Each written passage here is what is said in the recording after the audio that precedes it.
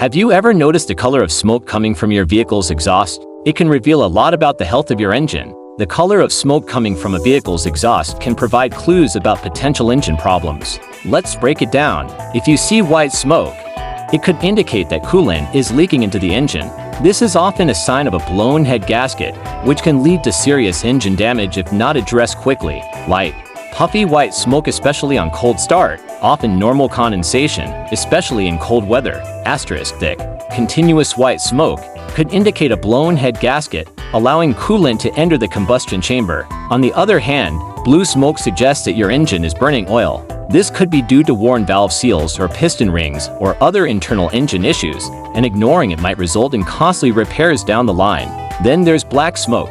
Typically signifies that the engine is running to ridge, meaning it's burning more fuel than air. This can be caused by a faulty fuel injector, air filter, or other issues with the fuel-air mixture. So, the next time you start your engine, take a moment to observe the smoke. It could save you from a hefty repair bill and keep your vehicle running smoothly. Important notes.